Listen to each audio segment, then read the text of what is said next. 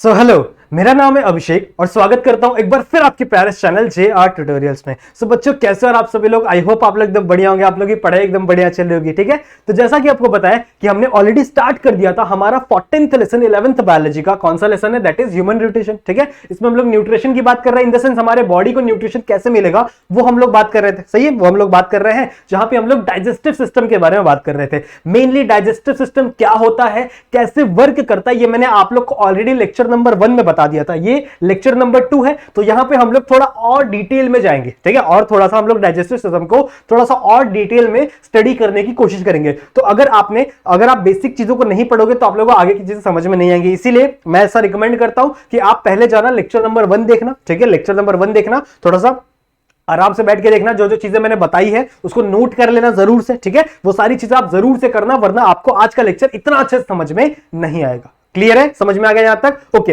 अगर आप वो चीजें देख लोगे तो आपको मैं कंफर्म देता हूं 100% आप लोग को एक एक चीज क्लियर होगी, आपके टेक्स्ट बुक में लिखी हुई एक एक लाइन क्लियर हो जाएगी। सही है, तो चलो स्टार्ट करते हैं आज का लेक्चर। आज का लेक्चर स्टार्ट करने से पहले आपको एक छोटा सा अनाउंसमेंट देना चाहता हूं, जैसा कि मैं हर लेक्चर में बताता हूं कि हमारा JR ट्यूटोरियल्स का एप्लीकेशन डाउनलोड कर लो अगर आपने नहीं किया है तो, क्योंकि उसके ऊपर बहुत सारी इंटरेस्टिंग चीजें आ रही हैं, बहुत सारे फ्री कोर्सेस आ चुके हैं, बहुत सारे पेड कोर्सेज भी आ चुके हैं, जो जिसका प्राइस एकदम मिनिमल है, बहुत ही ज्यादा कम है। सही है, तो वो भी आप जाके वहां पे ज्वाइन कर सकते हो। साथ ही साथ उसके ऊपर बहुत सारे क्विजेस ऑलरेडी आ चुके हैं। सही है, ऑलरेडी आ चुके क्विजेस, बहुत सारे टेस्ट सीरीज चलने वाली हैं, बहुत सारे नोट्स आपको मिलने वाले हैं। तो क्या करना, उस ऐप को जरूर से डाउनलोड कर लेना, एकदम फ्री ऑफ कॉस्ट एप्लीकेशन है। ऑल्दो अगर आपको मेरे से कोई डाउट होता है, इस मतलब मेरे से क्या, इस पूरे बायोलॉजी में कोई डाउट होता है तो आप डायरेक्टली आके मेरे इंस्टाग्राम पे मुझे मैसेज कर सकते हो और वहां पे मुझे फॉलो भी कर सकते हो। सही है, चलेगा। आपको कोई मुझे फीडबैक देना है कि सर आप ये चीजों को ज्यादा फोकस करो, ये चीजों को ज्यादा फोकस करो, ऐसा पढ़ाओ, तो आप वो भी वहां पे आके मुझे बता सकते हो। साथ ही साथ अगर आपको मुझे अप्रिशिएट करना है, मेरे पढ़ाने का जो तरीका एग्जिस्टिंग तरीका है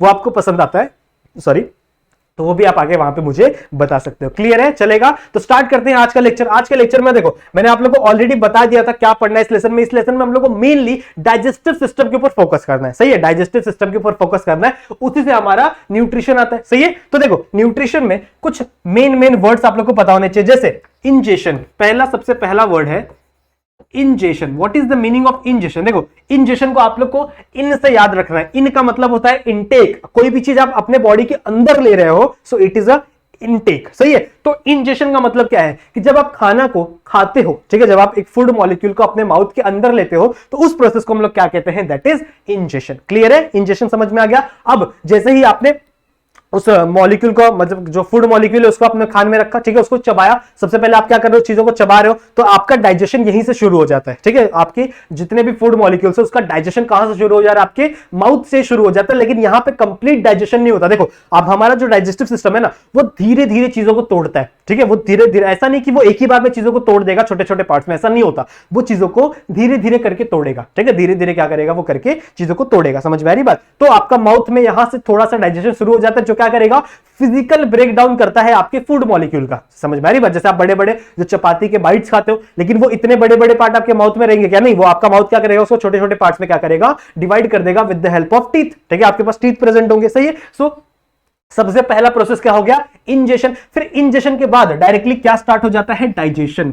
ठीक है, क्या चालू हो जाता है? डाइजेशन। अब देखो, ये डाइजेशन आपके माउथ में भी चलेगा। ठीक है, उसके बाद ये जो माउथ वाली चीजें हैं ये कहां चली जाएंगी? आपके ईसोफेगस, और ईसोफेगस से होते हुए आपके स्टमक में चली जाएगी। फिर स्टमक में भी क्या चालू होगा? डाइजेशन चालू होगा। लेकिन स्टमक में डाइजेशन के साथ साथ एक और बड़ी ही अच्छी सी चीज होती है। क्या होती है पता है? देखो, जब आप डाइजेशन कर रहे हो तो उसके अंदर जितने भी आपने फूड मॉलिक्यूल खाए उसके अंदर कुछ अच्छी अच्छी चीजें होंगी, अच्छा अच्छा न्यूट्रिशन होगा। तो क्या करेगा आपका बॉडी पता है? उस न्यूट्रिशन को एब्जॉर्ब कर लेगा। सही, उस न्यूट्रिशन को एब्जॉर्ब करके ब्लड वेसल में डाल देगा और ब्लड वेसल से वो सारी चीजें सेल्स तक पहुंच जाएगी। सारी चीजें हम लोग ने कल वाले लेक्चर में डिस्कस कर ली है। सही है, सही है।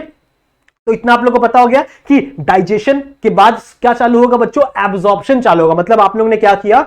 आप लोगों ने, आपका जो स्टमक उसने क्या किया?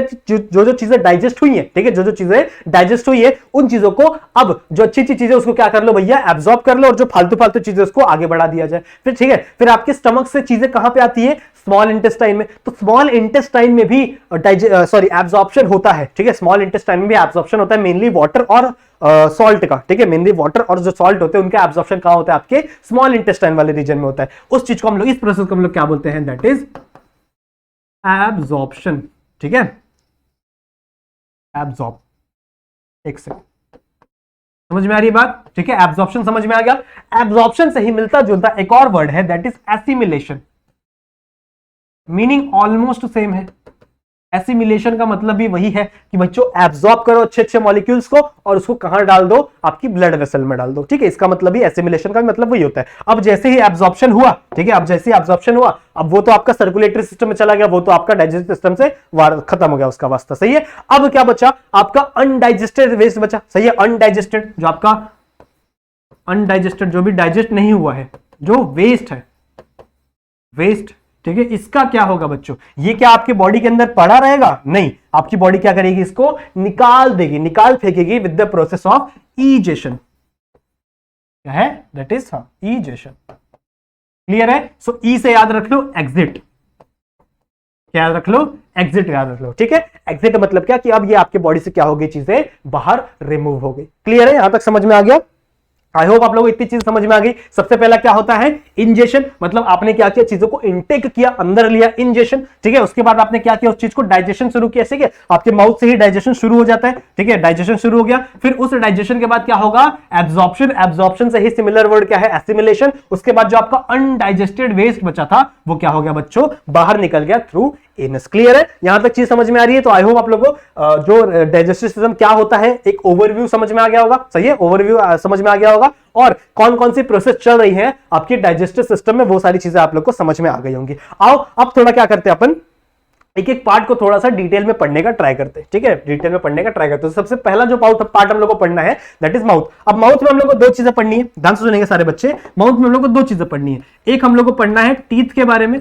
ठीक है, कि टीथ क्या करता है, टीथ का क्या फंक्शन होता है। टीथ का फंक्शन जनरली आप लोगों को पता है ना, कि जो फिजिकल फॉर्म, ठीक है, जो फिजिकल ब्रेक डाउन करता है आपके फूड मॉलिक्यूल का। अगर आप अपने फूड मॉलिक्यूल को फिजिकली तोड़ रहे हो, ठीक है, फिजिकली मतलब क्या कर रहे हो? आप लोग बड़े फूड मॉलिक्यूल को छोटे छोटे फूड मॉलिक्यूल में कन्वर्ट करते हो। सही है, तो आप क्या कर रहे हो? बड़े बड़े मॉलिक्यूल्स को छोटे छोटे मॉलिक्यूल्स में क्या करते हो? डिवाइड करते हो। सो वो फंक्शन किसका है? इस टीथ का है। तो टीथ का हम लोग स्ट्रक्चर भी देखेंगे, कौन कौन सी चीजें प्रेजेंट होती है, कौन कौन सी चीजें नहीं होती, वो सारी चीजें डिस्कस करेंगे। और नेक्स्ट हम लोग डिस्कस करेंगे दैट इज टंग के बारे में। सही है, नेक्स्ट हम लोग किसके बारे में डिस्कस करेंगे?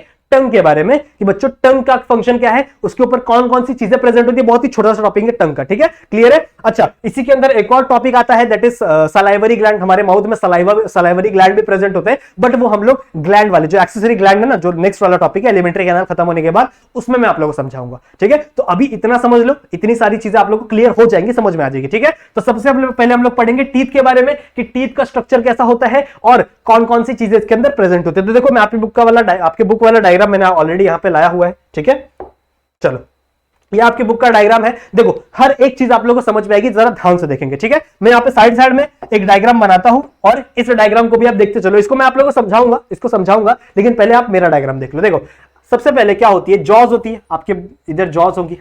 सही है, यहाँ पे कुछ जॉज होंगी। सही है, अच्छा, मैंने यहाँ पे, आप लोग बोल रहे रहोगे कि कुछ वर्ड्स भी लिखे हुए हैं। ठीक है, अच्छा, नहीं, यहाँ नहीं ना, हाँ, यहाँ पे कुछ वर्ड्स भी लिखे हुए हैं। सर, इस वर्ड्स के मीनिंग क्या है? इस वर्ड्स के मीनिंग भी मैं आप लोगों को बताऊंगा। ठीक है, इसके मीनिंग में मैं आप लोगों को बताऊंगा। पहले हम लोग टीथ के बारे में थोड़ा सा डिस्कस कर लेते हैं। ठीक है, टीथ का डिस्कस कर लो, उसके बाद आप लोगों को उसके मीनिंग पता चल जाएंगे। मैं आप लोगों को बताता हूँ। चलो, तो सबसे पहला आपका ये जो जॉ वाला रीजन है, ठीक है, जॉ वाला रीजन है, इसके अंदर क्या प्रेजेंट होता है? टीथ प्रेजेंट होता है। ठीक है, क्या प्रेजेंट होता है? टीथ। तो कुछ ऐसा सा स्ट्रक्चर होता है टीथ का, ध्यान से देखेंगे, बचपन से आप लोग देख रहे आ रहे हो ना, कुछ ऐसा स्ट्रक्चर होता है आपके टीथ का। सही है, आपका जो टीथ होता है ना, वो किसी ऐसा नहीं है कि आपका एक सरफेस है, इसके ऊपर ऐसे ग्लू लगा के रख दिया गया है। ठीक है, ऐसा नहीं है आपका टीथ। आपका टीथ क्या है? एम्बेडेड है। ठीक है, मतलब अंदर धसाया हुआ है। ठीक है, अंदर क्या किया गया है? उसको धसा के रखा गया। तो ऐसा आपका जो है, इसके अंदर आपका ऐसा फिट किया गया। जैसे हम लोग घर बनाते, तो घर बनाने से पहले क्या हम लोग सरफेस के लेवल पे ही घर बनाते थे क्या? नहीं, हम लोग क्या करते, पहले थोड़ी अंदर हम लोग क्या करते, जमीन को खोदते, फिर अंदर से हम लोग दीवार बनाते,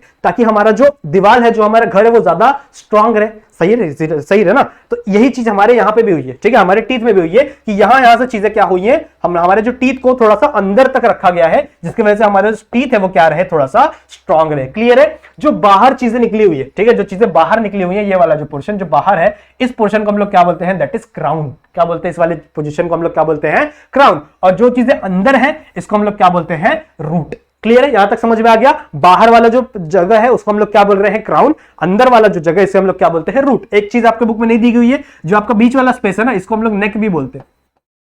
क्या बोलते हैं इसको हम लोग? नेक बोलते हैं, यहां पे नहीं दिया होगा, चलो मैं आप लोगों को बता रहा हूं, कोई दिक्कत की बात नहीं। क्लियर है, यहां तक समझ में आ गया, यहां तक समझ में आ गया, ठीक है कि ये आपका टीथ है नॉर्मल सा, ठीक है, ये आपका नॉर्मल सा टीथ है। इस टीथ के ऊपर, ठीक है, इस टीथ के ऊपर जो ऊपर वाला रीजन है, जो आपके जॉ के ऊपर प्रेजेंट है, उसको हम लोग क्या बोलते हैं, क्राउन, ठीक है। ये जो इसके नीचे प्रेजेंट है उसे हम लोग क्या बोलते हैं, दैट इज रूट, ठीक है। इसके बीच में जो व्हाइट व्हाइट वाला पोर्शन है, ठीक है, जो व्हाइट कलर का जो आपको दिखता है टीथ, इसको हम लोग क्या बोलते हैं, इस पोजीशन को हम लोग बोलते हैं that is dentin. What we call, इस जगह को हम लोग क्या बोलते हैं, डेंटिन। सॉरी स्पेलिंग गलत हो गया ना, डेंटिन, ठीक है। अब देखो ये डेंटिन किस चीज से बना हुआ है, ये आपका डेंटिन बना हुआ है कैल्शियम फॉस्फेट और कैल्शियम कार्बोनेट, दो चीजें से बना हुआ रहता है, ध्यान रखो, लिख लो कहीं पे, ठीक है। ये आपका बना हुआ है कैल्शियम फॉस्फेट और कैल्शियम कार्बोनेट। क्लियर है, देखो यही सेम चीज आपके बोन में भी प्रेजेंट होती है, लेकिन बोन में इसकी जो क्वांटिटी होती है ना वो थोड़ी कम प्रेजेंट होती है। आपको पता है आपका जो टीथ है ना वो बोन से भी ज्यादा स्ट्रांग है, क्यों, क्योंकि ये जो चीज प्रेजेंट है दैट इज कैल्शियम फॉस्फेट और कैल्शियम कार्बोनेट, ठीक है, ये आपके जो टीथ है उसके अंदर ज्यादा क्वांटिटी में प्रेजेंट होती है, ज्यादा प्रेजेंट होती है, जिसकी वजह से आपका जो टीथ है वो ना वो ज्यादा स्ट्रांग होता है। आपके बोन में भी ये दोनों चीज प्रेजेंट है, लेकिन वहां पे क्वांटिटी थोड़ी कम है, ठीक है, वहां पे एरिया भी बढ़ जाता है, सरफेस एरिया भी बढ़ जाता है, लेकिन यहाँ पे क्वांटिटी क्या है, ज्यादा प्रेजेंट होती है, ठीक है, यहाँ पे क्वांटिटी क्या प्रेजेंट होती है, इसकी ज्यादा प्रेजेंट होती है। समझ में आ रही बात, क्लियर है। अब देखो ध्यान से सुनेंगे, इसी डेंटिन के ऊपर, अच्छा मैं इसको थोड़ा साइड में लिख रहा हूं, इस स्ट्रक्चर को थोड़ा साइड में लिख रहा हूं, मैं यहां पे लेके जा रहा हूं, यहां पे ले चलते, चलो चलो आप लोगों को दिख ही रहा होगा, चलो ठीक है। तो इस स्ट्रक्चर में ध्यान से सुनेंगे सारे बच्चे, इस स्ट्रक्चर में, इसको मिटा दे, इस स्ट्रक्चर में देखो ये आपका क्या हो गया, डेंटिन हो गया, यहां पे मैं लिख देता हूं, ये आपका क्या है, डेंटिन है। अब ध्यान सुनेंगे, ध्यान सुनेंगे, इस डेंटिन के ऊपर, ठीक है, इस डेंटिन के ऊपर एक और कवरिंग प्रेजेंट होती है, इस डेंटिन के ऊपर, यहां से देखो, यहां से ऊपर ऊपर से एक और कवरिंग क्या होती है, प्रेजेंट होती है, जो कि आपके बॉडी की सबसे टफेस्ट कवरिंग है, ठीक है। क्या बोल रहा हूं मैं, इस डेंटिन के ऊपर एक और कवरिंग प्रेजेंट होती है जो आपके क्या है, आपके बॉडी की सबसे टफेस्ट कवरिंग है, ठीक है। इस कवरिंग को, ठीक है, ध्यान सुनेंगे, इस कवरिंग को हम लोग कहते हैं इनामल। क्या कहते हैं बच्चों, इस कवरिंग को हम लोग क्या बोलते हैं, इनामल। एल वहां लिखा है लेकिन दिख नहीं रहा होगा आप लोग को। सो इस कवरिंग को हम लोग क्या बोलते हैं, enamel. Enamel is the strongest, ठीक है, strongest substance of your body. आपकी बॉडी में सबसे मजबूत चीज क्या प्रेजेंट है, दैट इज इनामल प्रेजेंट है, जो क्या कर रहा है, किसके ऊपर कवर कर रहा है, इस आपके सॉरी डेंटिन के ऊपर कवर कर रहा है, ठीक है। समझ में आ रही बात, ये किसके ऊपर कवर कर रहा है, इस डेंटिन के ऊपर कवर कर रहा है। यहां तक समझ में आ रहा है, ठीक है, यहां तक समझ में आ रहा है। उसके बाद सेम टू सेम ऐसा ही एक और कवरिंग, ध्यान सुनेंगे बच्चे, ऐसा ही एक और कवरिंग इस रूट वाले पार्ट में भी प्रेजेंट होता है, लेकिन वो इनामल नहीं है, ठीक है, वो किसी और सब्सटेंस से बना हुआ है, ठीक है। जो क्या करता है, ये कवरिंग क्या करती है पता है, इस जॉ को, मतलब ये वाले जो जबड़े वाले रीजन है, इसको और इस टीथ को पकड़ के रखती है, जो वहां पे नाम में दिया हुआ है, इसको हम लोग बोलते हैं दैट इज सीमेंटम। क्या कहते हैं इसको हम लोग, सीमेंटम। सीमेंटम ऐसे याद रख लो, सीमेंट है, ठीक है। सीमेंट का काम क्या होता है, चीजों को जोड़ के रखना, तो इसका भी फंक्शन यही है कि ये क्या कर रहा है, इस टीथ को इस जॉ से जोड़ के रख रहा है, इसको हम लोग क्या बोल रहे हैं, दैट इज सीमेंटम। क्लियर है, यहां तक समझ में आ गया। आई होप चीजें यहां तक आप लोग को समझ में आ जाएंगे। अब देखो इसके बीच में, इस टीथ के बीच में एक हॉलो पाइप बोल सकते हो, या फिर एक हॉलो सब्सटेंस लगा रहता है, यहां पे कुछ ऐसा, समझ में आ रही बात, कुछ ऐसा हॉलो सा सब्सटेंस लगा रहता है। इस हॉलो की कैविटी को, हॉलो मतलब कुछ कैविटी है, ठीक है, इस कैविटी को हम लोग कहते हैं, ध्यान सुनेंगे, पल्प कैविटी। तो हम लोग क्या कहते हैं, पल्प कैविटी। देखो अभी वो डायग्राम मत देखो, अभी जो मैं बना रहा हूं, जो मैं चीजें बता रहा हूं वो देखो, ठीक है। इस डायग्राम को देखो, ज्यादा अच्छे समझ में आएगा। क्या बोला मैंने, इस टीथ के अंदर, यानी इस डेंटिन के अंदर एक कैविटी प्रेजेंट है, एक कवरिंग प्रेजेंट है। इस कैविटी को हम लोग क्या कह रहे हैं, पल्प कैविटी, ठीक है। इसको मैं क्या कह रहा हूं, पल्प कैविटी। इस पल्प कैविटी के अंदर क्या क्या प्रेजेंट होगा बच्चों, इसके अंदर आपके ब्लड वेसल्स गए रहते हैं, ठीक है। यहां से क्या, यहां से ऐसे ब्लड वेसल्स आए रहते हैं बहुत सारे, ठीक है। इसको रेड कलर से बनाना चाहिए, यहां से क्या आए हुए हैं, ऐसे बहुत सारे ऐसे ब्लड वेसल्स आए हुए रहते हैं, ठीक है, इसके अंदर, ताकि इन सबको भी ऑक्सीजन मिलते रहे। क्लियर है, समझ में आ रही बात। अच्छा ये जो ट्यूब है, ये जो ट्यूब है दिख रहा है, जो ट्यूब दिख रहा है, इसी ट्यूब को, ठीक है, इसी ट्यूब को हम लोग क्या बोलते हैं, दैट इज रूट कैनाल, ठीक है। इसी ट्यूब को हम लोग क्या बोलते हैं, रूट कैनाल। ये भी आप लोग को पता होना चाहिए, ठीक है। इसी चीज को हम लोग क्या बोलते हैं, रूट कैनाल। क्लियर है, समझ में आ गई बात, समझ में आ गई बात। और इसके अंदर ब्लड वेसल प्रेजेंट होंगे, नर्व्स प्रेजेंट होंगे, वो सारी चीजें भी इसके अंदर प्रेजेंट होती है, ठीक है, समझ में आ गया। समझ में आ गया? तो इतना ही डायग्राम आप लोग को याद करना है, इसका एक बार स्क्रीनशॉट ले लो फटाक से, इतना ही आप लोग को डायग्राम याद करना है। अब अपने बुक के डायग्राम पे चलो, उसमें क्या क्या दिया हुआ उसको थोड़ा सा डिस्कस करते हैं। देखो सेम चीज यहां पे भी दी हुई है, ये जो स्ट्रक्चर है, ये वाला स्ट्रक्चर, इसको हम लोग क्या बोलते हैं? इनामल। आप अपने टेक्स्ट बुक को भी थोड़ा सा ओपन करके देख लो, उसके अंदर भी आप लोग को सेम डायग्राम मिलेगा। तो दिस इज द डेंटिन, ये वाला डेंटिन है, ये वाला पोर्शन, ठीक है, ये वाला पोर्शन है। और उसके बाद ये जो ऊपर इसकी कवरिंग है व्हाइट कलर की, इसको हम लोग क्या बोलते हैं? दैट इज इनामल, ठीक है, जो बहुत ही हार्डेस्ट कवरिंग होती है। फिर इसके नीचे सीमेंटम नहीं दिया हुआ, चलो कोई बात नहीं। फिर यहाँ पे दिया हुआ गम्स, गम्स मतलब वही आपके जॉस, ठीक है। फिर उसके बाद यहाँ पे एक जो यहाँ पे देखो ये कैविटी दी हुई है, ये वाली कैविटी, इसको मैं क्या कहता था? Pulp cavity. मैंने यहाँ पे लिखा हुआ है ना, it is a pulp cavity, तो यहाँ पे दिया हुआ है इट इज अ पल्प, ठीक है। कैविटी नहीं दी हुई है कोई बात नहीं, लेकिन इट इज अ कैविटी। इस कैविटी के अंदर क्या प्रेजेंट होते हैं बच्चों? नर्व्स प्रेजेंट होंगे, ब्लड वेसल्स प्रेजेंट होंगे। तो यहाँ पे देखो क्या हुए हैं? नर्व्स आए हुए हैं और ब्लड वेसल्स आए हुए हैं, ठीक है, ये देख रहा है, ये नर्व्स ब्लड वेसल्स आए हुए हैं। और इसी पाइप को, ठीक है, इसी पाइप को हम लोग क्या कहते हैं? दैट इज रूट कैनाल, ठीक है। इसी पाइप को हम लोग क्या कहते हैं? Root canal. क्लियर है? समझ में आ गया? ऊपर वाले को हम लोग क्या बोलते हैं? क्राउन। नीचे वाले को हम लोग क्या बोलते हैं? रूट, ठीक है। और ये जो बीच वाला पोर्शन है, इसको हम लोग क्या बोलते हैं? दैट इज नेक, ठीक है, इसको हम लोग क्या बोलते हैं? क्लियर है? समझ में आ गया? ठीक है, समझ में आ गया। आई होप आप लोग को इसका स्ट्रक्चर समझ में आ गया होगा, ठीक है। अब आ जाओ उन वर्ड्स पे, यहां पे कुछ वर्ड्स लिखे हुए हैं ना मैंने, सर ये थीका, सॉरी थीडोंट क्या होता है, ठीक है। फिर डाइफाडोंट क्या होता है, डाइफोडोंट क्या होता है, फिर हेटेरोडोंट क्या होता है, ये सारी चीजें थोड़ा सा बता दो हम लोग को क्या, क्योंकि आपके बुक में दिया हुआ है। तो देखो थीकोडोंट क्या होता है, ध्यान सुनेंगे। थीकोडोंट क्या होता है, जो मैंने आप लोग को अभी बताया वही है थीकोडोंट का मतलब। थीकोडोंट का मतलब ये है कि आपके जो टीथ है, ठीक है, उसको ऐसे ग्लू लगा के चिपकाया हुआ नहीं है। आपका जो थीकोडोंट है उसको अंदर वो एम्बेडेड है आपके जॉस के अंदर, ठीक है। आपका जो जॉ है उसके अंदर घुसा हुआ है। जैसे मैंने आप लोगों को घर वाला एग्जांपल दिया ना, जब हम घर बनाएंगे तो हम लोग क्या करते हैं बच्चों? हम लोग मिट्टी अंदर खोदते हैं, फिर वहां से हम लोग क्या करते हैं? दीवार को खड़ा करना शुरू करते हैं, ताकि हमारा दीवार और भी ज्यादा मजबूत रहे। सही है? तो वही सेम चीज यहां पे भी होती है। हम लोग क्या बनाते थे? जो वॉल है उसको थोड़ा सा थिक बना देते हैं, दैट्स व्हाई इसको हम लोग क्या बोलते हैं? That is thecodont. क्लियर है? समझ में आ गया? उसके बाद क्या है? डाइफिडोंट। अच्छा, डाइफिडोंट मतलब क्या होता है? देखो अगर मैं ह्यूमन की बात करूं, इंसान की बात करूं, तो इंसान के जिंदगी में 2 बार सिर्फ दांत आते हैं। जो सबसे पहला दांत आते हैं, बोलते हैं ना हम लोग, दूध का दांत है टूट गया, ठीक है, बच्चे का दूध का दांत होता है वो जल्दी टूट जाता है, दैट इज मिल्क टीथ। सही है? और उसके बाद जैसे दूध का दांत टूटता है तो दूसरा दांत कौन सा आता है? That is permanent teeth. सही है?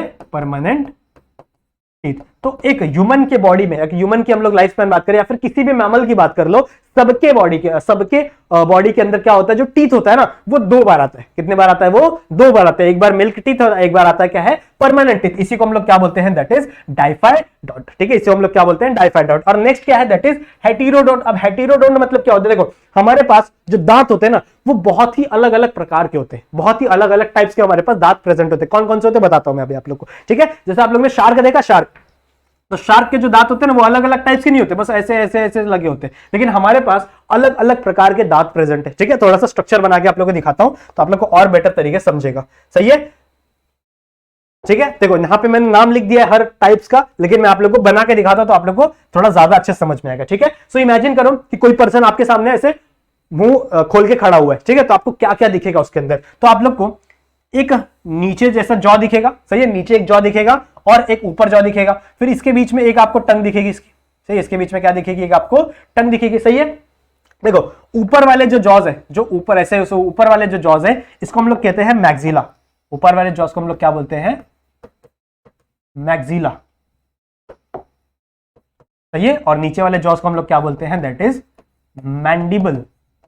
क्लियर है? समझ में आ गया? ऊपर वाले जॉस को हम लोग क्या बोलते हैं? मैक्सिला, और नीचे वाले जॉस को हम लोग क्या बोलते हैं? मैंडिबल। अब देखो इन जॉज में जो सबसे आगे दांत प्रेजेंट होते हैं, यहां पे देखो, यहां पे कुछ दांत प्रेजेंट होते हैं जो आपको काटने में हेल्प करते हैं। मतलब अगर आप सेब खा रहे हो, कोई भी किसी को काट रहे हो, जैसे अगर आप लोग काटते रहोगे किसी को, ऐसे काटना नहीं चाहिए, तो अगर आप सेब खा रहे हो, कोई भी चीज काट रहे हो, ठीक है, तो यहां पे कुछ दांत प्रेजेंट होते हैं, ठीक है, कुछ टीथ प्रेजेंट होते हैं जो आपको जनरली काटने में मदद करते हैं। कितने दांत होते हैं? 4। कितने दांत होते हैं? वो 4 टीथ प्रेजेंट होते हैं। 4 टीथ प्रेजेंट जो क्या करते हैं? आप लोगों को चीजों को काटने में हेल्प करते हैं। ऐसे टीथ को हम लोग क्या बोलते हैं? दैट इज इंसीजर, ठीक है, इसको हम लोग क्या बोलते हैं? इंसीजर। लिख दूं? इंसीजर। क्लियर है? ठीक है, इंसीजर समझ में आ गया। उसके बाद चार इंसीजर है। उसके बाद इसके आगे कुछ ऐसे दांत प्रेजेंट होते हैं जिसके ऊपर से नाइफ जैसी निकली होती है, देखा है आप लोग ने, ठीक है, ऐसा नाइफ जैसे होते हैं जिसको जिसको हम लोग कट करने के लिए यूज करते हैं। सही है? तो यहां पे ऐसा नाइफ से निकला हुआ है, जैसे शेर का दांत होता है वैसे हमारे पास भी देखो दो ऐसे दांत होते हैं जो ऊपर से निकले हुए रहते हैं यहाँ साइड साइड में, ठीक है। इन दांतों को कितने होते हैं, ये दो पेयर में होते हैं, मतलब एक यहां पे होगा एक यहां पे होगा, देखो ये चार हो गए, एक यहां पे ये एक यहां पे ये, कितने हो, इसको हम लोग क्या बोलते हैं, इसको हम लोग बोलते हैं दैट इज कैनिन्स। क्या बोलते हैं इसको हम लोग, कैनिन्स। क्लियर है। उसके बाद यहां पे दो ऐसे बड़े बड़े दांत होते हैं, दो ऐसे बड़े बड़े दांत होते हैं, इसको हम लोग बोलते हैं प्रीमोलार। इसको हम लोग क्या बोलते हैं, प्रीमोलार। और इस प्रीमोलार के पीछे, ठीक है, इस प्रीमोलार के पीछे तीन और छोटे छोटे दांत होते हैं, ठीक है। ये आपका समझ में आ गया, प्रीमोलार, इसके पीछे तीन और छोटे छोटे दांत होते हैं, इसको हम लोग क्या बोलते हैं, मोलार। समझ में आ गया, ठीक है। तो तीन इस साइड भी होंगे तो तीन यहां पे प्रेजेंट होंगे, तीन यहां पे प्रेजेंट होंगे, ठीक है। तीन, दो मोलार प्रीमोलार यहां पे तो दो प्रीमोलार यहां पे प्रेजेंट होगा। सही बात है, सही है। अब इसको काउंट करो, देखो ये टोटल चार, ठीक है, ये टोटल कितने हो गए, चार हो गए। सही है।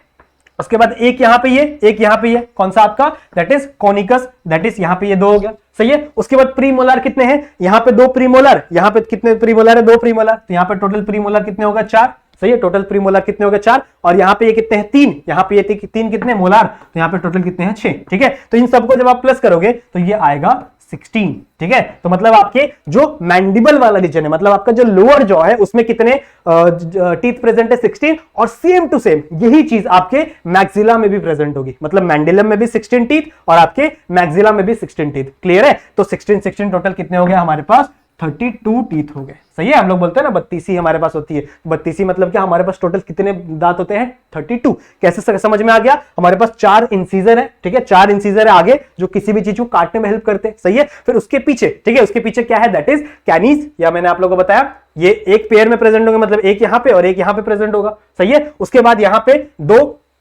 प्रीमोलार और तीन मोलार, ठीक है, यहां पे भी दो प्रीमोलार और तीन मोलार। समझ में आ गई। तो मैंने आप लोग काउंटिंग करके दिखा दिया, ये चार प्लस ये वन और ये वन, ठीक है। उसके बाद ये दो और ये दो, टोटल कितने हो गए, चार। और यहां पे ये तीन और ये तीन, मोलार तीन यहां पे इस साइड और इस साइड के टोटल कितना हो गए, 6। तो टोटल मिला के कितने हो गए आपके मैंडिबल में 16 दांत, ठीक है, और आपके मैक्सिला में भी टोटल कितने हो गए, 16 दांत। समझ में आ रही बात। तो टोटल कितने होते हैं, दैट इज 32। अब इससे आगे चल के एक बक्कल फॉर्मूला बना हुआ है, ठीक है, एक फॉर्मूला बना हुआ है, वो भी याद रख लो, कभी कभी एमसीक्यूज में आ जाता है। इसको मिटा देता हूं मैं यहां पे। देखो ध्यान से सुनो, अगर आपको फॉर्मूला देखना है तो कैसे आपको देखना है, देखो ये जो आपका एक ये जो है, ठीक है, नीचे वाला जो है मैंडिबल वाला जो है, इसको क्या करो, बीच से डिवाइड कर दो, इसको यहां से बीच से कट कर दो, दूसरा कलर ले ले, चलो यहां से क्या कर दो, इसको बीच से डिवाइड कर दो। अब देखो कितनी कितनी चीजें प्रेजेंट है, कितने इंसीजर प्रेजेंट है, दो, ठीक है, कितने इंसीजर प्रेजेंट है, दो प्रेजेंट है, ठीक है। कितने कैनाइंस प्रेजेंट है, एक, ठीक है, एक ही साइड प्रेजेंट, सिर्फ इस साइड की बात कर रहे हैं हम लोग, एक लेफ्ट साइड की बात कर रहे हैं, तो यहां पे दो इंसीजर, यहां पे दो इंसीजर, यहां पे, लेकिन हम लोग सिर्फ एक साइड की बात कर रहे हैं, तो दो ये हो गया, ठीक है। फिर कितने कैनाइंस प्रेजेंट है, मैंने क्या बोला था, पेयर में प्रेजेंट होते हैं, एक लेफ्ट साइड में एक राइट साइड में, तो अभी हम लोग सिर्फ एक साइड की बात कर रहे हैं, तो एक ये हो गया, दैट इज एक ये हो गया। फिर आपके कितने प्री मोलार प्रेजेंट है एक साइड में, दो, और कितने मोलार प्रेजेंट है, तीन। सही है। तो ये आपका एक समझ में आ गया। फिर इस साइड में भी सेम चीजें प्रेजेंट होंगी, मतलब 2 1 2 3 डिवाइड बाय 2 1 2 3। क्लियर है। इस फॉर्मूला, इस चीज को हम लोग क्या बोलते हैं, that is buccal formula. Clear है, समझ में आ गया, ठीक है। कोई बच्चा ये नहीं करेगा कि 2 1 2 3 2 1 2 3 को कैंसिल करके 1 लिख दो, सर ऐसा होता है ना मैथ्स में कि जो भी वैल्यू होती है उसको कैंसिल करके 1 लिख दो, ऐसा मत लिखना, ठीक है। इतना समझ में आ गया। तो 2 1 2 3 समझ में आ गया, कहां से आया, आपके दो क्या है, सबसे पहले इंसीजर्स, उसके बाद क्या है, दैट इज कैनाइंस, एक कैनाइन यहां पे, दो इंसीजर यहां पे, एक कैनाइन यहां पे, दो प्रीमोलार और तीन मोलार। सही है। तो यहां पे दो, एक, दो, तीन। सही है। और सेम चीज इस साइड भी रिपीट होगी, तो यहां पे क्या हो जाएगा, दैट इज 2 1 2 3। क्लियर है, समझ में आ गई बात। तो ये आपका बक्कल फॉर्मूला बन गया, किसके लिए, एक एडल्ट के लिए। समझ में आ गई बात। ये फॉर्मूला किसके लिए होता है, अडल्ट के लिए होता है। अगर आप चिल्ड्रन में जाओगे तो ये फॉर्मूला चेंज हो जाएगा, कुछ अलग फॉर्मूला आता है, ठीक है। उसका फॉर्मूला आई थिंक होता है 2102 होता है, ठीक है। वो अब इन लोगों को नहीं पढ़ना क्योंकि हमारे सिलेबस में नहीं है वो। इतना समझ में आ गया। आई होप आप लोगों को बक्कल कैविटी के बारे में ये सारी चीजें समझ में आ गई होंगी। नेक्स्ट बढ़ते हैं। नेक्स्ट हमारा क्या है, देखो माउथ के बारे में दो चीज पढ़नी थी, एक हमारा टीथ कंप्लीट हो गया, ठीक है। एक हम लोग को पढ़ना है दैट इज टंग के बारे में। टंग के बारे में कुछ नहीं है, बहुत सिंपल है, ज्यादा कुछ नहीं। देखो ध्यान से, ये आपका एक टंग है, ठीक है। टंग देखो हमारे सेंट्रल में प्रेजेंट होता है बक्कल कैविटी के, ट्रायंगुलर शेप का, ठीक है, कुछ ऐसे ट्रायंगुलर शेप का प्रेजेंट होता है। और इसके ऊपर कुछ ऐसी चीजें प्रेजेंट होती है जिसकी वजह से आपका टंग थोड़ा सा रफ हो जाता है, ठीक है। कुछ ऐसे छोटे छोटे ऐसे ओपनिंग नहीं बोल सकते हम लोग, कुछ छोटे छोटे ऐसे वेव से प्रेजेंट होते हैं जो क्या करते हैं आपके टंग्स को थोड़ा सा रफ बनाते हैं, ठीक है। जिसकी वजह से आप कोई भी अगर चीजों को खाओगे, फूड मटेरियल जब खाओगे ना, चू करोगे, तो उससे क्या होता है वहां पे ग्रिप फॉर्म होती है, ठीक है। ग्रिप फ्रिक्शन जनरेट होता है, समझ में आ रही बात। वरना अगर आप चीजों को यहां से वहां ट्रांसफर ही नहीं कर पाते, सही है। इन चीजों को, इसको हम लोग क्या कहते हैं, दैट इज पैपिले, ठीक है। यहां पे मैंने लिखा हुआ है ना, यहां पे ऑलरेडी मैंने लिखा हुआ है दैट इज पैपिले। अब देखो कुछ पैपिलेस के ऊपर, ठीक है, कुछ पैपिलेस के ऊपर टेस्ट बर्ड प्रेजेंट होंगे, ध्यान से सुनेंगे। कुछ पैपिलेस के ऊपर टेस्ट बर्ड प्रेजेंट होंगे और कुछ के ऊपर नहीं हो सकते। देखो बहुत सारे पैपिलेस प्रेजेंट होती है, कुछ पैपिलेस का स्ट्रक्चर बड़ा होता है, कुछ पैपिलेस का स्ट्रक्चर छोटा होता है, बहुत अलग, टोटल 4 टाइप के पैपिले प्रेजेंट होते हैं, लेकिन आपके सिलेबस में नहीं है। तो अभी इतना समझ लो कि जितने भी ये ऊपर ऐसे खुरदुरे से रीजन प्रेजेंट है, इसको हम लोग क्या बोल रहे हैं, पैपिले। अब कुछ पैपिले के ऊपर, ध्यान सुनेंगे, कुछ पैपिले के ऊपर हमारे टेस्ट बर्ड प्रेजेंट हो भी सकते हैं और कुछ के ऊपर प्रेजेंट नहीं भी हो सकते। क्लियर है, समझ में आ गई बात। तो टेस्ट बर्ड हो भी सकते हैं और नहीं भी हो सकते, एकदम क्लियरली आपके बुक में लिखा हुआ है। तो ऐसा मत लिख के आ जाना एग्जाम में कि सारे पैपिलेस के ऊपर क्या प्रेजेंट होते हैं, टेस्ट बर्ड प्रेजेंट होते हैं, ठीक है। ये सारी चीज थोड़ा सा ध्यान रखना। क्लियर है, समझ में आ गया। इतना हम लोग को पढ़ना था टंग्स के बारे में। चलेगा, आ जाओ नेक्स्ट टॉपिक पे जंप करते हैं, दैट इज अवर स्टमक, ठीक है। स्टमक के बारे में थोड़ा सा जानने की कोशिश करते हैं। देखो अभी हम लोग ने क्या पढ़ा था, मैंने आप लोग को पढ़ाया ना ऑलरेडी। स्टमक कहां से फॉर्म होता है, आपके ईसोफेगस से, ठीक है। ऊपर से ईसोफेगस आ रहा है, ऊपर से ईसोफेगस आ रहा है, ठीक है। यहां से आपका क्या है, दैट इज डायफ्राम। ऐसे डायफ्राम है ना, तो डायफ्राम आपके सीलोम को 2 पार्ट्स में डिवाइड कर रहा है, ठीक है। डायफ्राम आपके सीलोम को टोटल कितने पार्ट्स में डिवाइड कर रहा है, 2 पार्ट्स में। एक आपका क्या है, थोरैसिक कैविटी, एक आपका क्या है, एब्डोमिनल कैविटी, सही है। फिर आपका जो डायफ्राम है वो आपके थोरैसिक कैविटी को ऐसे चीरते हुए नीचे तक आता है, ठीक है। उसके अंदर कोई भी यहां पे कोई ग्लैंड्स प्रेजेंट नहीं होंगे। सिर्फ कौन से ग्लैंड्स प्रेजेंट नहीं होंगे, सिर्फ कुछ प्रेजेंट होंगे ऐसी चीजें जो क्या निकालेंगी, कुछ आप लोग ने पढ़ा होगा ना एक्सिलरी बर्ड्स नाम का, ठीक है। वो चीजें यहां पे प्रेजेंट होती है आपके ईसोफेगस के अंदर, ठीक है। आपके ईसोफेगस के अंदर एक्सिलरी बर्ड्स जैसे कुछ चीजें प्रेजेंट होती है, वो अभी हम लोग को नहीं पढ़ना। वो जब मैं आप लोग को ग्लैंड्स वाला टॉपिक पढ़ाऊंगा ना, एक्सेसरी ग्लैंड्स वाला, उसमें मैं आप लोग को बताऊंगा, ठीक है। वो लोग म्यूकस जनरेट करते हैं। अभी इतना समझ लो कि ये एक्सेसरी ग्लैंड जो है, आपका जो ईसोफेगस है, वो कहां से आएगा, थोरैसिक कैविटी से डायरेक्ट नीचे आता है, किसके अंदर, एब्डोमिनल कैविटी के अंदर आता है। और एब्डोमिनल कैविटी से वो क्या फॉर्म करता है, यहां से एक ब्रॉड सा रीजन फॉर्म करता है, ब्रॉड सा ऐसा रीजन फॉर्म करता है, जिस रीजन को हम लोग क्या कहते हैं, दैट इज स्टमक, ठीक है। तो अब स्टमक की 2 कवरिंग होती है, यहां पे एक कवरिंग है और यहां पे एक कवरिंग है, ठीक है। यहां पे 2 ओपनिंग प्रेजेंट है, एक ओपनिंग यहां पे, एक ओपनिंग यहां पे। अब देखो जब भी आप चीजों को, जब भी आपका ओसोफेगस के अंदर जो फूड एंटर होता है ना, उस मूवमेंट को हम लोग पेरिस्टालिसिस बोलते हैं, ठीक है। पेरिस्टालिसिस मूवमेंट होता है, मतलब कैसा, एक आपका फॉर एग्जांपल ये ट्यूब है, ठीक है। तो इसको ऐसे ऊपर से प्रेस होगा तो वो आपका फूड नीचे जाएगा, फिर ऐसे प्रेस होगा, फिर आपका फूड नीचे जाएगा। तो कुछ ऐसा मूवमेंट होता है आपके ईसोफेगस के अंदर। तो उस मूवमेंट के थ्रू, उसको हम लोग पेरिस्टालिसिस बोलते हैं। तो उस मूवमेंट के थ्रू आपका जो फूड है, ठीक है, वो किसके अंदर पहुंचता है, इस स्टमक के अंदर पहुंचता है, ठीक है। अब इस स्टमक के अंदर आपका फूड कितने टाइम तक रहता है, टोटल 4 से 5 घंटों के लिए, ठीक है। कितने टाइम तक रहता है वो, 4 से 5 घंटों के लिए रहता है। और इसके अंदर क्या होता है, इसकी ग्राइंडिंग चलेगी, जिसकी वजह से ये डाइजेस्ट होगा, ठीक है। डाइजेस्ट होगा और साथ ही साथ एसिमिलेशन वाला जो फंक्शन है वो इसके अंदर परफॉर्म होता रहता है। एसिमिलेशन मतलब मैंने आप लोगों को बताया ना कि चीजें क्या होंगी, एब्जॉर्ब होंगी। एब्जॉर्ब होके कहां जाएंगी, वो ब्लड वेसल्स के अंदर ट्रैवल करती है, सही है। कहां जाती है, वो ब्लड वेसल्स के अंदर ट्रैवल करती है। इतनी बातें क्लियर है यहां तक, आई होप आप लोगों को चीजें समझ में आ रही हुई, ठीक है। अब देखेंगे ध्यान से, यहां पे मैंने ऑलरेडी आप लोगों को डायग्राम बनाया हुआ, कुछ चीजें मैं आप लोगों को यहां पे समझा देता हूं, ध्यान से सुनेंगे। एक ओपनिंग यहां प्रेजेंट है, एक ओपनिंग इस साइड में प्रेजेंट है, ठीक है। एक ओपनिंग यहां प्रेजेंट है, इस साइड में प्रेजेंट है, और एक ओपनिंग यहां पे प्रेजेंट है। अब देखो ये ओपनिंग कुछ इस प्रकार की होती है, ठीक है। ये ओपनिंग कुछ इस प्रकार की होती है कि एक बार इसके अंदर चीजें आ गई, ठीक है, तो ये वापस रिटर्न नहीं जा सकती, ठीक है। इसके अंदर अब देखो, अगर ये ट्यूब ऐसे खुला हुआ था, ट्यूब ऐसा खुला ओपन रहता, अगर आप लोग कुछ ऐसा लेट जाते तो आपका जो पेरिस्टालिसिस है वो हो ही नहीं पाता, तो आपका जो फूड मटेरियल है वो यहां तक पहुंच ही नहीं पाता, सही है। तो यहां पे कुछ ऐसी ओपनिंग होंगी जिसके अंदर अगर आपका फूड चला गया तो वो वापस रिवर्स नहीं जा पाएगा, ठीक है। वो वापस क्या हो जाएगा, रिवर्स नहीं जा पाएगा। ऐसी चीजों को हम लोग क्या कहते हैं, ऐसे ओपनिंग्स को हम लोग क्या कहते हैं, दैट इज स्पिंचर, ठीक है। ऐसे ओपनिंग्स को हम लोग क्या बोलते हैं, दैट इज स्पिंचर। अब देखो इसका कुछ अलग नाम होगा, क्यों, क्योंकि ये कौन सी जगह प्रेजेंट, देखो एक आपका स्टमक है, ये स्टमक वाला पोजीशन है, और एक आपका ईसोफेगस है। तो इस स्पिंचर को हम लोग कहेंगे, दैट इज, ध्यान से सुनेंगे, इस ईसोफेगस को हम लोग कहेंगे, आ गया, हाँ, गैस्ट्रियल ईसोफेजल, ध्यान सुनो, ठीक है। गैस्ट्रियल ईसोफेजल स्पिंचर, क्लियर है, समझ में आ गया। इस पोजीशन के हिसाब से इसका नाम रखा गया है। कहां पे प्रेजेंट है ये बच्चों? ईसोफेगस और स्टमक के बीच में प्रेजेंट है, ठीक है। तो इसका नाम क्या रखा है? That is gastroesophageal sphincter. Clear है? यहां तक चीज समझ में आ गई, ठीक है। यहां तक आई होप आप लोगों को चीज समझ में आ गया होगा। अब देखो इसके बाद, ठीक है, इसके बाद यहां पे ये जो इतना वाला पोर्शन है, ठीक है, इसको हम लोग कहते हैं chroma. What we call this structure as a chroma. Clear है? समझ में आ गया बात। और इसके बाद ये जो पूरा बड़ा सा स्ट्रक्चर दिख रहा है आप लोग, ये पूरा सा बड़ा, इसको हम लोग क्या कहते हैं? That is body. हम लोग क्या कहते हैं? That is body. क्लियर है? यहां तक चीज समझ में आ गई। तो ये आपका क्रोमा वाला रीजन है जहां से ये चीजें ये ऐड हुआ है। और इसके बाद ये जो पूरा बड़ा सा रीजन है इसको हम लोग क्या कह रहे हैं? दैट इज बॉडी वाला रीजन कह रहे हैं। सही है, ये बॉडी वाला रीजन है। उसके बाद यहां से आपका एक स्पिंचर वापस अटैक हो जाता है और जो कहां से कहां पे मिल जाता है वो जाके दैट इज ड्यूडेनम में मिल जाता है। ये वाला पोजीशन कौन सा होता है? ड्यूडेनम। और ड्यूडेनम किसके अंदर आता है? ड्यूडेनम हमेशा याद रखना वो किसके अंदर आएगा? That is small intestine. Clear है? क्लियर है? स्मॉल इंटेस्टाइन के अंदर आएगा ये वाला position, that is duodenum. Clear है? यहां तक समझ में आ गया, ठीक है। आई होप आप लोगों को यहां तक चीज समझ में आ गई होंगी। अब देखो यहां से इस ड्यूडेनम के कोने पे एक ग्लैंड लगा हुआ रहता है जिसको हम लोग क्या कहते हैं? जिसको हम लोग कहते हैं, यहां सुनो, ध्यान से सुनेंगे, ठीक है। ये वाला जो ड्यूडेनम वाला रीजन है, ठीक है, यहां पे एक लीफ शेप का ग्लैंड लगा रहता है जिसको हम लोग कहते हैं दैट इज पेनक्रिया।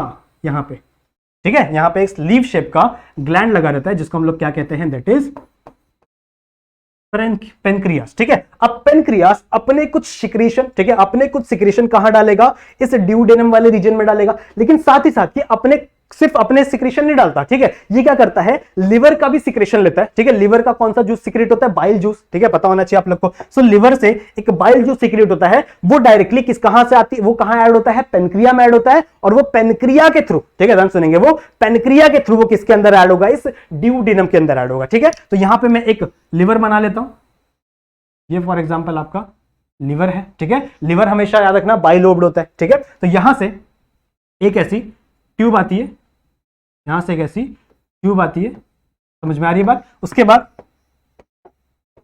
देखो ये ट्यूब आई और यहां से इस ट्यूब के पीछे एक और ऑर्गन यहां पे अटैच होगा। इस ट्यूब के पीछे एक और ऐसा ऑर्गन अटैच होगा। अब देखो बाइल जूस हमेशा प्रोडक्शन होता रहता है, देखो ध्यान सुनो, बाइल जूस का जो प्रोडक्शन है ना वो हमेशा होता रहता है लिवर में। लेकिन हमेशा डाइजेशन होती रहती है क्या? आपकी बॉडी में नहीं होती रहती है ना। तो क्या आपका जो लिवर है वो हमेशा बाइल जूस सिक्रीट करता रहेगा? नहीं करेगा। तो वो क्या करेगा? इस बाइल जूस को, ठीक है, इस बाइल जूस को कुछ समय के लिए स्टोर कर दिया जाएगा, ठीक है। इस बाइल जूस को स्टोर कर दिया जाएगा उसके इस ऑर्गन में जो उस बाइल जूस के नीचे ही लगा हुआ रहता है। इस ऑर्गन को हम लोग कहते हैं दैट इज गॉल ब्लैडर। क्या कहते हैं इसे हम लोग? Gall bladder. क्लियर है? यहां तक समझ में आ गया, ठीक है। यहां तक समझ में आ गया कि ये आपकी एक पाइप है, इस पाइप के थ्रू क्या आ गया? दैट इज इस पाइप के थ्रू क्या कनेक्ट हो गया? आपका गॉल ब्लैडर कनेक्ट हो गया। अब यहां से ध्यान सुनेंगे, यहां से एक कॉमन पाइप निकलती है, कॉमन डक्ट निकलती है। इस डक्ट में ये वाली जो रास्ता है, ये वाली जो पाइप है ये भी मिक्स हुई है और आपकी गॉल ब्लैडर वाली जो पाइप है ये भी मिक्स हुई है, इसीलिए इसका नाम है that is common bile duct. ठीक है, इसे हम लोग क्या कहते हैं? That is common bile duct. Clear है? यहां तक चीज समझ में आ गई। क्या क्या बोला मैंने? यहां से एक कॉर्ड निकली हुई है, ठीक है, कॉर्ड हम लोग बोल सकते हैं, फिर एक डक्ट निकली हुई है, ठीक है। ये डक्ट से आगे जाके एक ऑर्गन अटैच है। इस ऑर्गन को मैं क्या कह रहा हूं? That is gallbladder. ठीक है, इस ऑर्गन को मैं क्या कह रहा हूं? That is gallbladder. इतना क्लियर है? इस गॉल ब्लैडर का फंक्शन क्या है बच्चों? ये स्टोर करके रखेगा बाइल जूस को, क्योंकि देखो बाइल जूस की जरूरत हमेशा नहीं पड़ती आपके डाइजेशन के लिए। तो जब जब जरूरत नहीं पड़ेगी तब तक आपका जो गॉल ब्लैडर है वो बाइल जूस को क्या करेगा? स्टोर करके रखेगा। ठीक है, अब जैसे ही इसको जरूरत पड़ेगी ये क्या करेगा? इस डक्ट में, ये जो कॉमन सा डक्ट है इसके अंदर क्या कर देगा? चीजों को रिलीज कर देगा। ठीक है, इस डक्ट को हम लोग क्या कहते हैं? That is common bile duct. और इसके ऊपर वाली डक्ट, इसका नाम नहीं बताया मैंने आप लोगों को ना, तो इस डक्ट का नाम है दैट इज हिपैटिक डक्ट। कुछ नहीं, सिंपल है। हम अपने लिवर को हिपैटोसाइड बोलते हैं ना, लिवर्स के अंदर जितने भी सेल्स होते हैं उसको हिपैटोसाइड बोलते हैं ना। तो इसके अंदर जितने भी यहां से जितने भी जो डक्ट निकल रहे हैं इसको हम लोग क्या बोलेंगे? Hepatic duct. अब ये हिपैटिक डक्ट आगे चल के इसके डक्ट में मिल जाएगा, इस डक्ट को हम लोग क्या बोलेंगे? That is common bile duct. Clear है? यहां तक समझ में आ गया? अब ध्यान सुनेंगे, ये जो कॉमन बाइल डक्ट है, ठीक है, ये आपके स्टमक के पीछे से यहां से निकलता है, ऐसे पीछे से यहां से निकलता है। ये अभी भी इसके अंदर नहीं जाता, डायरेक्ट स्टमक के अंदर नहीं जाता, ये इसके पीछे से जाता है और ये मिल जाता है इस पैनक्रियास के अंदर। ठीक है, इस पैनक्रियास के अंदर आ जाता है। अब इस पैनक्रियास के अंदर खुद का भी एक डक्ट प्रेजेंट होता है। ध्यान से सुनो, इस पैनक्रिया के अंदर कुछ ऐसा सा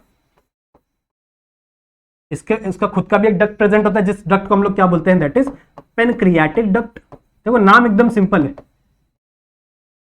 जिस ऑर्गन के अंदर प्रेजेंट है वैसा ही इसका नाम रखा गया है। ये पैनक्रिया के अंदर प्रेजेंट है तो पैनक्रियाटिक डक्ट, ठीक है। यहां पे हिपैटोसाइड बोलते हैं ना हम लोग, लीवर के सेल्स को हिपैटोसाइड बोलते हैं, इसीलिए इस डक्ट को हम लोग क्या कर रहे हैं, दैट इज हिपैटिक डक्ट। अब ये डक्ट आगे चल के क्या बना रहा है, एक कॉमन पाथवे बना रहा है। क्या बना रहा है, ये एक कॉमन पाथवे बना रहा है। इस कॉमन से डक्ट को हम लोग क्या कहेंगे, that is common bile duct. Clear है, समझ में आ गया। अब बाइल कहां से जाएगा बच्चों, ये आपका स्टमक है, फॉर एग्जांपल ये आपका स्टमक है, ठीक है, ये आपका स्टमक है, तो ये इसके पीछे से जाएगा, ऐसा नहीं है इसके अंदर घुस जा रही है, ये इसके पीछे से जाएगा और ये निकल के किस में ऐड हो जाएगा, ये निकल के किस में ऐड हो जाएगा, इस पैनक्रियाटिक डक्ट में, ठीक है, किस में ऐड हो जाएगा, इस पैनक्रियाटिक डक्ट में। क्लियर है, समझ में आ रहा है, यहां तक समझ में आ गया। आई होप आप लोगों को यहां तक चीज समझ में आ गई होंगी, ठीक है, यहां तक चीज समझ में आ गई होंगी।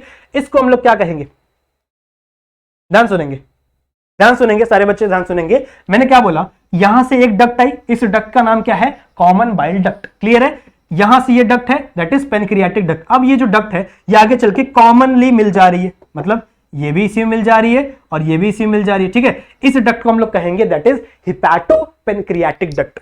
ये जो आगे चल के डक्ट बनी ना, अब इस डक्ट के अंदर बाइल जूस का सिक्रेशन भी है और पैनक्रियाटिक डक्ट का भी सिक्रेशन है, तो इसको हम लोग क्या कहेंगे, ध्यान सुनो, क्या नाम है इसका, दैट इज हिपैटो, ठीक है, हिपैटो पैनक्रियाटिक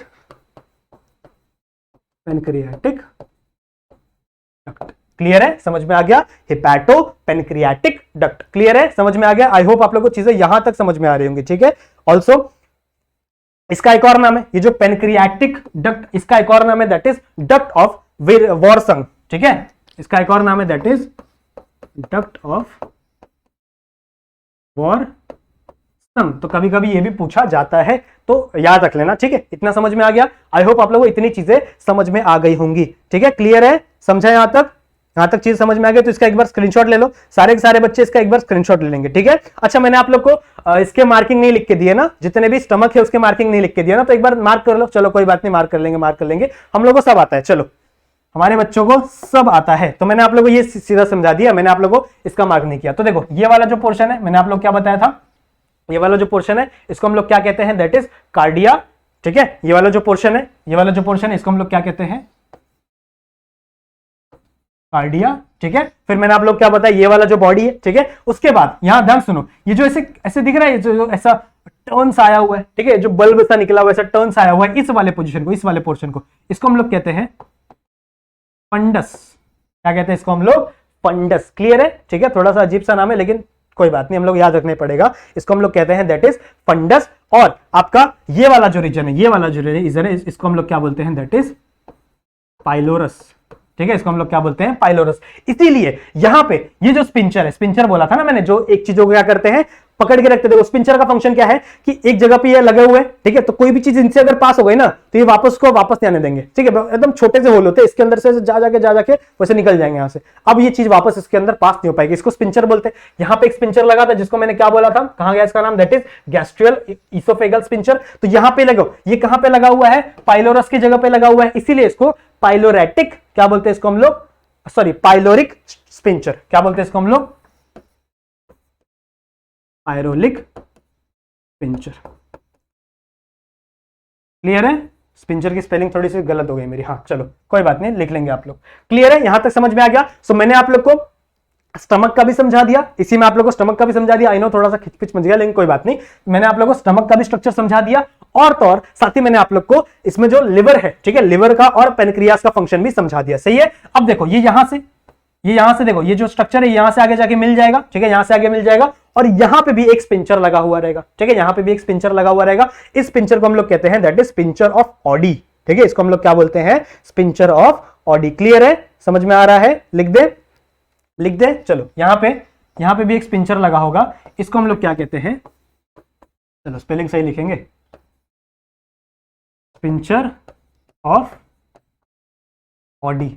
क्लियर है, समझ में आ गया, स्पिंचर ऑफ ऑडी। और ये जो डक्ट है, ये डक्ट क्या है, कॉमन डक्ट है, किसका, ये आपके हेपेटोसाइट वाला, मतलब ये जो अपना दैट इज हिपैटिक डक्ट था, उसका भी कॉमन डक्ट है, और आपका जो पेनक्रियास था उसका भी कॉमन डक्ट है, तो इसको हम लोग क्या कहेंगे, that is hepato pancreatic duct. Clear है, समझ में आ गया? तो आई होप आप लोगों को यहां तक चीज समझ में आ गया होगा। अब यहां से इसका जो सिक्रीशन है वो किस में चला जाएगा, इस ड्यूडेनम वाले रीजन में चला जाएगा, और यहां से आगे चल के स्मॉल इंटेस्टाइन शुरू हो जाएगा। ठीक है, यहां से आगे चल के स्मॉल इंटेस्टाइन वाला रीजन शुरू हो जाता है। क्लियर है? सो आई होप आप लोगों को यहां तक चीजें समझ में आई होंगी। अब इसके आगे का जो पोर्शन है that is small intestine, large intestine, वो हम लोग आगे चल के नेक्स्ट चैप्टर में डिस्कस करेंगे। इसका एक बार स्क्रीनशॉट ले लेना अच्छे से। इसको मैंने थोड़ा अजीब बना दिया क्योंकि यहाँ पे जगह नहीं रहती बच्चों, लेकिन आप लोग क्या करना है, इसको अपने नोटबुक में बहुत ही सुंदर सा डायग्राम बनाना और हर एक चीज अच्छे से लिखना पढ़ना। ठीक है, क्लियर है? ले लिया स्क्रीनशॉट, चलो तो बहुत अच्छी बात है। आई होप आप लोगों को सारी चीज समझ में आ गई होंगी। ठीक है, आई होप आप लोगों को मजा आया होगा समझने में, कुछ नई नई चीजें आप लोग ने सीखी होंगी, बहुत सारी नई नई चीजें सीखी होंगी। तो अगला जो चैप्टर, सॉरी अगला जो लेक्चर होगा उसमें हम लोग मेनली इसके जो आगे वाले जो स्मॉल इंटेस्टाइन जो छोटे छोटे टॉपिक्स है उसको कवर करेंगे, साथ ही साथ ग्लैंड्स को भी स्टार्ट कर देंगे। सही है, और उसके बाद हम लोग डिजीज वाले चैप्टर को भी, डिजीज वाले टॉपिक को भी कवर कर लेंगे। क्लियर है? सो आई होप आप लोगों को चीजें समझ में आई होंगी। अगर आपको वीडियो पसंद आया है तो लाइक जरूर से कर देना, चैनल को सब्सक्राइब कर दो अगर नए हो तो। ठीक है, नए हो तो चैनल को सब्सक्राइब कर दो, कोई भी बिना सब्सक्राइब किए नहीं जाएगा, और जो बेल आइकन है उसको ऑल पे जरूर से सेट कर देना। क्लियर है? समझ में आई बात? तो मिलते हैं किसी नेक्स्ट वीडियो में, तब तक के लिए कीप स्टडिंग।